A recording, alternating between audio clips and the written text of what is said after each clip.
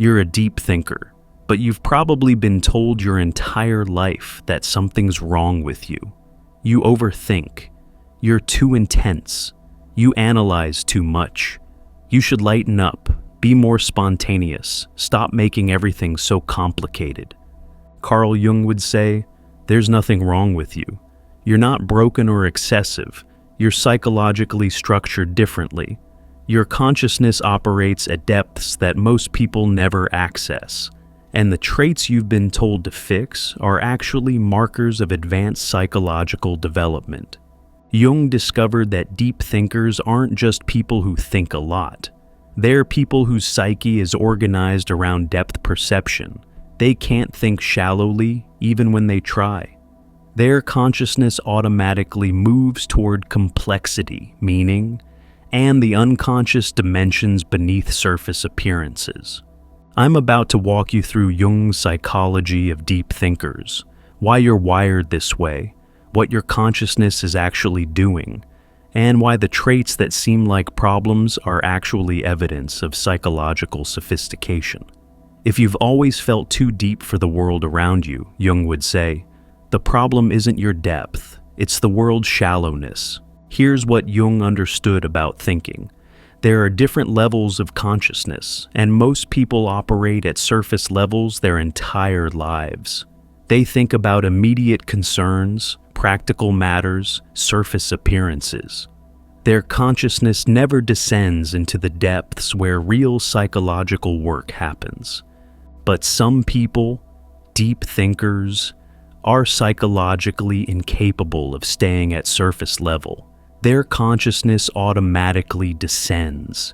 They can't think about something without thinking about what's beneath it, what it means, what it connects to, what it reveals about the human psyche or existence itself. They're not choosing to think deeply. Their psyche is structured that way. Jung called this depth perception, the capacity to perceive multiple levels of reality simultaneously.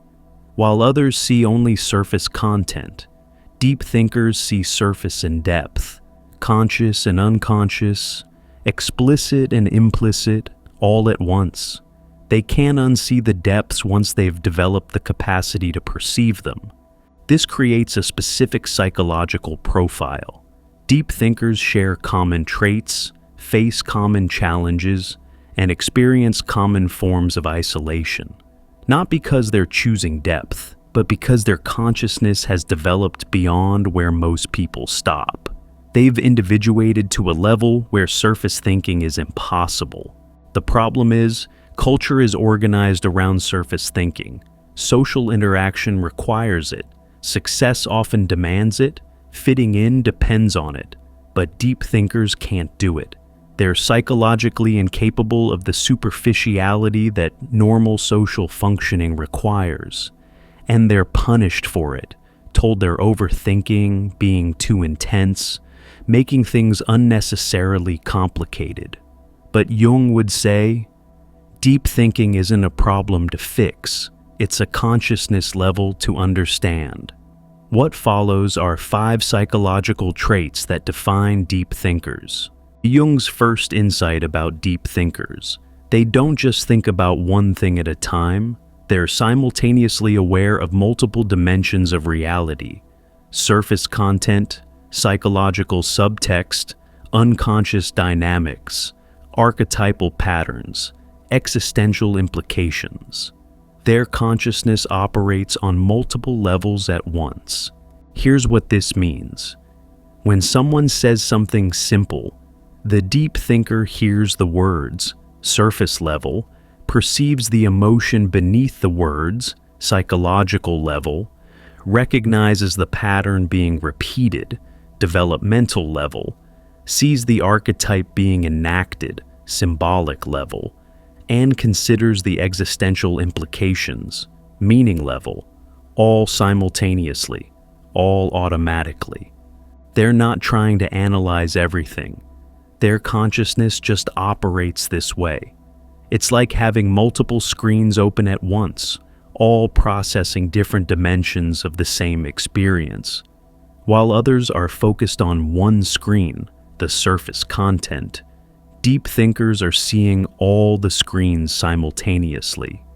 Jung called this the transcendent function, the psyche's ability to hold multiple realities in consciousness at the same time without collapsing into only one level. It's psychological sophistication, not overthinking, but it's exhausting because you're constantly processing more information than others even register exists.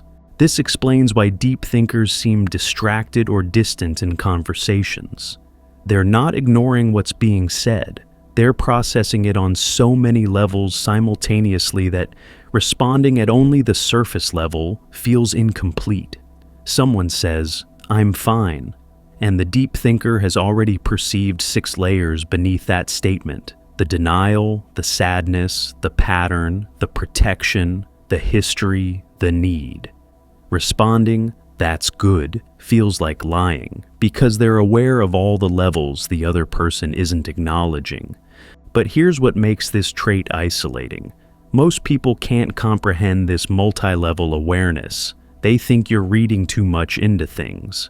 They think you're overanalyzing simple statements. They can't understand that you're not choosing to see multiple levels. You can't not see them.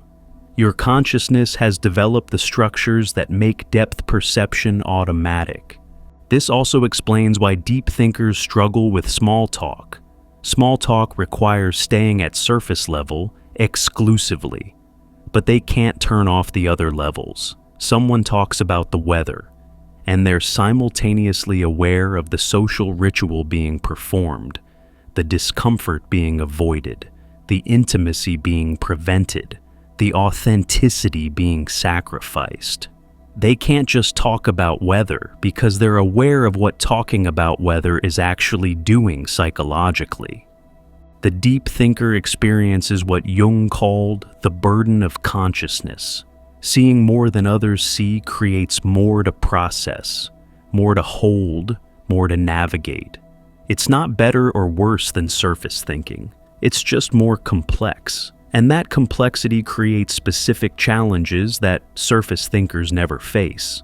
But living in multiple realities simultaneously is just the beginning. This multi-level awareness leads directly to the second trait. Jung's second trait of deep thinkers: they're pattern recognition machines. Their consciousness automatically connects disparate information, sees relationships between seemingly unrelated things, and recognizes recurring themes across different contexts. They can't experience something without seeing how it connects to everything else. Here's the mechanism. Most people experience events discretely. This happened, then that happened, then this other thing happened. Each event is separate. But deep thinkers can't see events as separate. They automatically see the patterns connecting them. They recognize that what's happening now is related to what happened before, connected to what's happening elsewhere, and part of a larger pattern that's been repeating. Jung called this constellation, the unconscious tendency for related psychological material to cluster together. Deep thinkers are exceptionally sensitive to these constellations. They see how your current relationship problems connect to your childhood wounds, how your career struggles reflect your father complex, how your anxiety patterns mirror your mother's unprocessed trauma. They're not analyzing. They're perceiving connections that are actually there, but invisible to those who don't see patterns. This pattern recognition extends beyond personal psychology to broader cultural and existential patterns. Deep thinkers see how historical events repeat archetypal patterns, how political conflicts mirror psychological dynamics, how cultural movements reflect collective shadow material, how individual suffering connects to universal human themes. They can't read a book, watch a movie, or have a conversation without seeing the patterns, the archetypal story being enacted, the psychological dynamics playing out, the shadow material being projected. the universal themes being expressed through particular circumstances. But here's what makes this trait both gift and curse. Seeing patterns others don't see makes you seem paranoid, cynical, or like you're inventing connections that aren't there.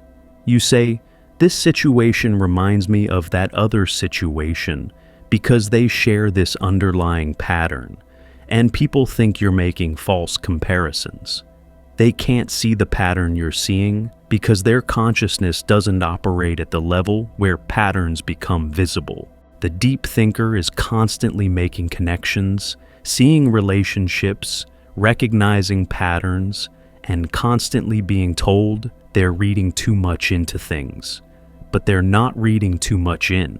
They're reading what's actually there, at levels others don't perceive.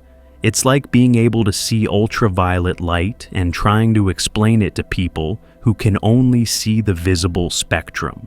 This pattern recognition also explains why deep thinkers are often ahead of their time. They see where patterns are leading before the pattern completes. They recognize emerging trends before they become obvious. They anticipate problems before they fully manifest. Not from prediction, but from pattern recognition. If this pattern is playing out, these consequences are likely.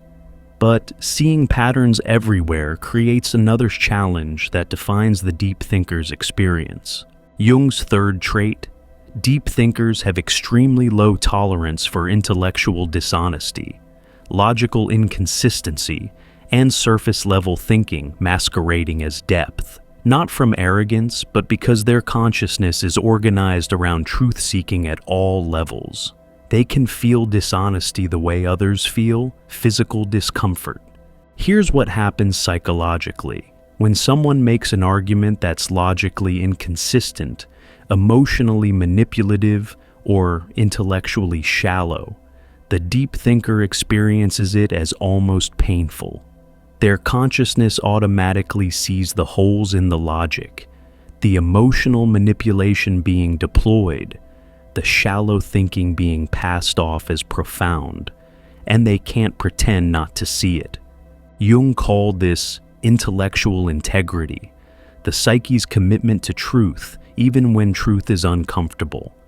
Deep thinkers are psychologically incapable of accepting false arguments, shallow reasoning, or dishonest discourse, not because they're being difficult, but because their consciousness won't allow them to accept what they can clearly see as false or shallow. This creates enormous social friction. Most social discourse operates on shared convenient fictions, things everyone agrees not to examine too closely, arguments everyone accepts even though they're logically flawed, positions everyone pretends are coherent even though they're contradictory. Deep thinkers can't participate in these convenient fictions. They see the inconsistencies, they notice the logical fallacies, they recognize the shallow thinking, and they can't pretend they don't. So they do one of two things: stay silent and feel inauthentic, or point out the dishonesty and be labeled difficult, pedantic, or arrogant. Neither option is comfortable. They're either betraying their intellectual integrity by staying silent or being socially punished for maintaining it. But here's what makes this trait especially isolating. Most people don't experience intellectual dishonesty as painful. They can hold contradictory beliefs without distress. They can accept shallow arguments without discomfort. They can participate in dishonest discourse without feeling they're betraying something essential. The deep thinker watches people accept obviously flawed arguments and wonders, how can you not see the problems with this? How can you accept reasoning that's clearly inconsistent? But those people genuinely don't see what the deep thinker sees. The flaws aren't visible to them. The shallowness doesn't register. This is why deep thinkers often withdraw from intellectual discussion. Not because they don't enjoy ideas, but because most discussion isn't actually intellectual. It's social ritual using intellectual language. People aren't seeking truth.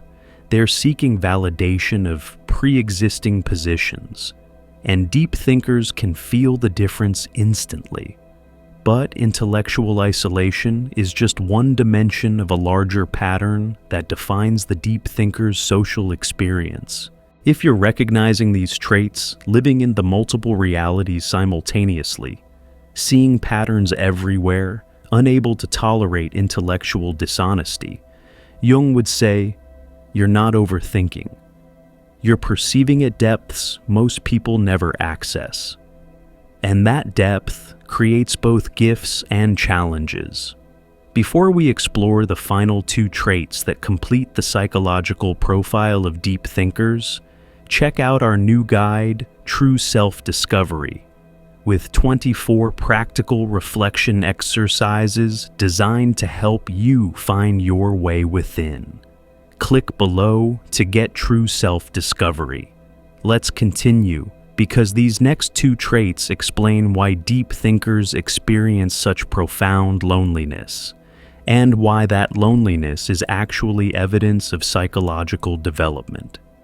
Jung's fourth trait of deep thinkers: they're chronically misunderstood because the depth at which they operate is incomprehensible to those operating at surface levels. Not occasionally misunderstood, chronically. Almost everything they say gets interpreted at a different level than they meant it. Here's the mechanism. When a deep thinker speaks, they're often addressing multiple levels simultaneously: surface content, underlying meaning, broader implications, existential dimensions. But most people only hear the surface content. So the deep thinker says something operating at 4 levels, and the listener receives only one level and responds to that one level, completely missing what the deep thinker was actually communicating. The deep thinker says something about patterns in their relationship, meaning to address psychological dynamics, archetypal repetitions, and developmental implications. The other person hears it as criticism of their behavior at surface level, misunderstanding.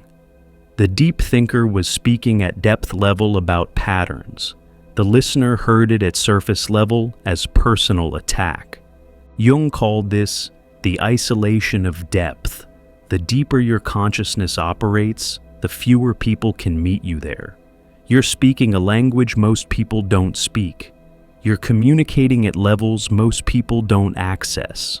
And the result is chronic misunderstanding, not because you're unclear, but because you're clear at a level others can't perceive. This creates exhausting dynamics. The deep thinker constantly has to translate depth into surface language. They think something complex, then have to simplify it to communicate it, then watch it get further simplified in reception, until what they meant and what was heard are barely related. The effort of constant translation is exhausting, and it still rarely results in actual understanding. Worse, deep thinkers get labeled with things they're not, because people misunderstand their depth. They're called pessimistic when they're seeing complexity that includes difficulty. They're called cynical when they're seeing patterns others are denying. They're called negative when they're refusing to engage in shallow positivity that ignores reality. They're called intense when they're simply operating at depth. These labels aren't accurate. They're surface-level misinterpretations of depth-level processing. The deep thinker isn't pessimistic. They're seeing multiple outcomes, including difficult ones. They're not cynical. They're seeing patterns that naive optimism misses. They're not negative. They're refusing dishonest positivity. But here's what makes chronic misunderstanding especially painful. It's not occasional. It's the default. The deep thinker goes through life rarely being understood accurately. Most interactions involve some degree of misunderstanding. Most communication requires translation that loses essential meaning. The deep thinker learns to accept being misunderstood. They learn that most people will never grasp what they're actually saying. Understanding becomes precious precisely because it's rare. When they find someone who actually gets them without translation, without simplification, that connection becomes invaluable. But chronic misunderstanding leads directly to the final trait that defines the deep thinker's psychological experience. Jung's final trait of deep thinkers. They experience a specific kind of loneliness that has nothing to do with being alone. It's existential loneliness, the isolation that comes from perceiving realities most people don't perceive, thinking at depths most people don't access, and living in a psychological space most people never inhabit. Here's what this loneliness actually is. It's not loneliness from lack of people. It's loneliness from lack of depth contact. The deep thinker can be surrounded by people and feel profoundly alone because no one is meeting them at the depths they inhabit. They're connecting at surface level while living at depth level, which creates a particular kind of isolation. Jung called this the loneliness of individuation. The more conscious you become, the more differentiated you become from collective consciousness. And differentiation, by definition, means aloneness. You're perceiving what others aren't, thinking what others don't, living in dimensions others don't access. That differentiation creates existential loneliness that can't be solved by simply being around more people. The deep thinker can have friends, family, relationships, and still feel existentially alone, because none of those connections are happening at the depth level where they actually live. They're perpetually holding back, simplifying, translating, performing a shallower version of themselves so others can relate to them. But their real self, the one living at depth, remains alone. This explains why deep thinkers often prefer solitude to shallow company. Solitude is honest loneliness. You're alone and you know it. Shallow company is dishonest loneliness. You're surrounded but still alone, which feels worse. At least in solitude, the deep thinker can be themselves at full depth without having to perform surface-level engagement. But here's what makes this loneliness so difficult. There's no easy solution. You can't think more shallowly. Your consciousness won't allow it. You can't stop seeing depth. Once depth perception develops, you can't unsee it. You can't force others to operate at your level. Consciousness develops at its own pace. So you're left with the loneliness as a permanent feature of depth consciousness. The only real solution is finding the rare others who also operate at depth. Not people who perform depth, but people who live there. When deep thinkers find each other, the connection is immediate and profound because they're finally meeting someone at the level where they actually exist. No translation needed, no simplification required, no performance necessary, just depth meeting depth. But those connections are rare because people capable of depth thinking are rare. And even among deep thinkers, finding compatible depth is challenging. Not all depth is the same depth. You can both be deep thinkers, but think deeply about different things, in different ways, reaching different conclusions. Jung observed that individuated people often accept existential loneliness as the price of consciousness. They don't like it, but they understand it's necessary. You can't be deeply conscious and completely connected to collective consciousness. Depth requires some degree of separation, and separation means loneliness. The loneliness is proof you've developed beyond collective consciousness levels. It's evidence of your differentiation, your individuation, your depth. Let me bring these traits together. Deep thinkers live simultaneously in multiple realities, perceiving surface and depth, conscious and unconscious, explicit and implicit all at once.